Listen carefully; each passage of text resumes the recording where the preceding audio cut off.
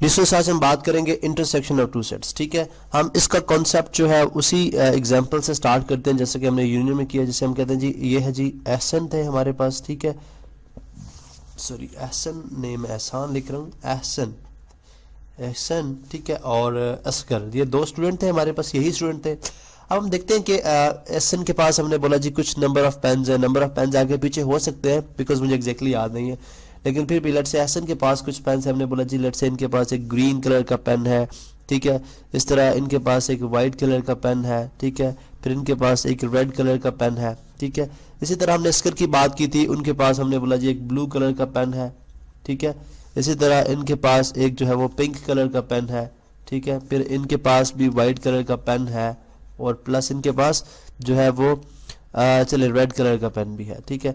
अब यहाँ पे यूनियन के अंदर तो हमने ये बात की थी कि हमने ये देखना है कि इनके पास टोटल दोनों के पास कंबाइन दोनों के पास टोटल कितनी कलर्स के पेन है, लेकिन यहाँ पे हम देखेंगे कि इन दोनों के पास कौन से मुश्तरक यानी कॉमन कौन कौन से कलर्स है, ठीक है, इनके पास कौन कौन से जो पेन है उनमें कॉमन कलर्स के कौन कौन से पेन है, ठीक है। तो यहाँ पे हम देखते हैं जी कि अच्छा वाइट जो है वाइट एहसन के पास भी है, वाइट असगर के पास भी है, ठीक है, और रेड जो है वो एहसन के पास भी है, रेड असगर के पास भी है। अब ग्रीन एहसन के पास है लेकिन ग्रीन असगर के पास नहीं है, ब्लू और पिंक जो है वो असगर के पास है लेकिन एहसन के पास नहीं है, ठीक है।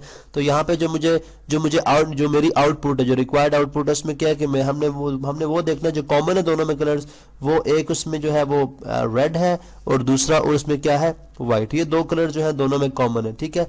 बिल्कुल यही कॉन्सेप्ट जो है वो इंटरसेक्शन का है, ठीक है, बिल्कुल यही कॉन्सेप्ट इंटरसेक्शन का है। इंटरसेक्शन क्या कहती है जी कि फर्स्ट करें हमारे पास दो सेट्स हैं, लेट से एक सेट है ए जिसके अंदर एलिमेंट्स हैं 1 2 4 6 8, ठीक है, और एक सेट है बी जिसके अंदर एलिमेंट्स हैं 7, बल्कि कॉमन भी डालते हैं बीच में, 4 6 8 10 12, ठीक है।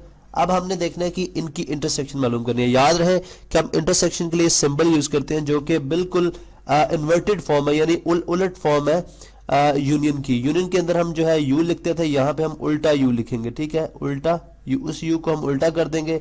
ये क्या होगा जी सिंबल ऑफ इंटरसेक्शन, ये आपने याद रखना, ये क्या है सिंबल ऑफ इंटरसेक्शन। जब भी आप मैथमेटिक्स के अंदर इंटरसेक्शन को जाहिर करेंगे तो इस साइन से करेंगे, ठीक है। अब हम देखते हैं जी कि A intersection B, A intersection B, ठीक है, इज इक्वल टू सबसे पहले हमने ए की बात की तो ए के एलिमेंट्स पहले आएंगे 4 6 8 और उसके बाद इंटरसेक्शन का साइन, देन फिर बी के एलिमेंट्स 2 तो नहीं है इसके अंदर 4, कौन कौन से मैं डिफरेंट कलर से जाहिर कर देता हूं जी कि 4 है, 6 है, 8 है, 10 है और 12, ठीक है। अब अगर आप ए इंटरसेक्शन बी इसमें मालूम करते तो हमने बोला जी हमने इसमें सिर्फ वो देखने जो कॉमन एलिमेंट्स है। 1 जो है वो ए में है लेकिन याद रहे ये ए है और ये बी है। 1 जो है वो ए के अंदर है लेकिन बी के अंदर नहीं है, 2 ए के अंदर है बी के अंदर नहीं है, 4 ए के अंदर भी है और बी के अंदर भी है, हमने इसको अंडरलाइन कर दिया। 6 ए के अंदर भी है, 6 बी के अंदर भी है, 8 ए के अंदर भी है, 8 बी के अंदर भी है, फिर ए के अंदर एलिमेंट्स आगे नहीं है और बी के अंदर जो आगे 10 और 12 है जो कि ए के अंदर मौजूद नहीं है। तो ये लिहाजा यहाँ से हमें जो बात पता चलती है जो कॉमन इनके अंदर एलिमेंट्स हैं वो कौन से हैं, 4 है, ठीक है, 6 है और 8 है, ये 3 एलिमेंट्स जो है इसमें कॉमन है, ठीक है। तो हमने सिर्फ इसके अंदर वो एलिमेंट लिखने हैं दोनों के अंदर कॉमन हो, ठीक है। ये इसी एग्जांपल के साथ रिलेट करा रहा हूँ कि मुख्तलिफ कलर्स में हमने वो एहसन और अस्कर के पास वो कलर्स देखे हैं जो कि दोनों के दरमियान कॉमन है, दोनों के पास मौजूद है।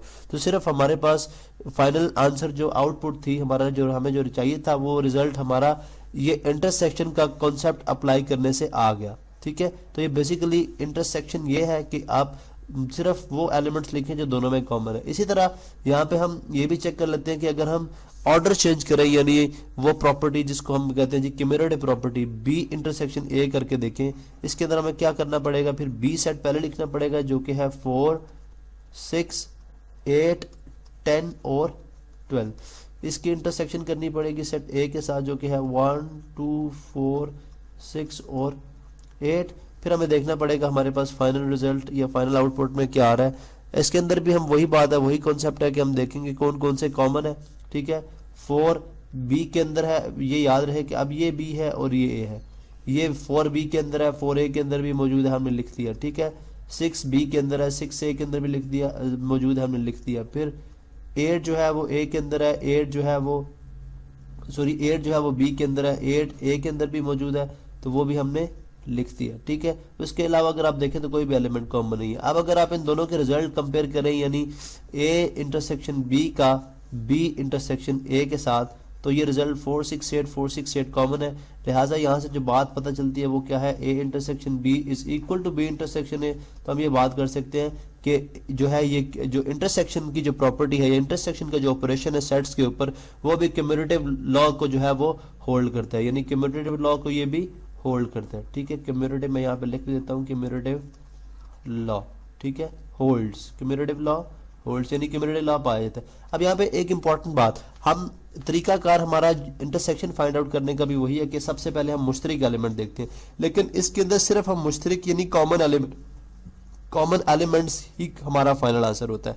लेकिन यूनियन के जो अंदर हमारी स्ट्रेटेजी थी, हमारा जो तरीका कार था यूनियन फाइंड आउट करने का, वो भी इस तरह था कि हमने सबसे पहले कॉमन एलिमेंट्स को देखा, ठीक है। फिर हमने कॉमन के बाद वो एलिमेंट जो ए और बी के अंदर बच गए उनको भी सेट के अंदर शामिल किया, और फिर अगले स्टेप में हमने उनको अरेंज किया एक ऑर्डर के अंदर। लेकिन यहाँ पे हम सिर्फ मुश्तरिक एलिमेंट लिखेंगे, क्योंकि इंटरसेक्शन का मतलब वही है कि वो वाले पॉइंट जो आपस में मुश्तरिक हैं, दोनों सेट्स के अंदर या तीन सेट्स के अंदर, वो वाले पॉइंट्स हम लिखेंगे जो कॉमन हो। तो ये थी हमारी जी इंटरसेक्शन ऑफ टू सेट्स।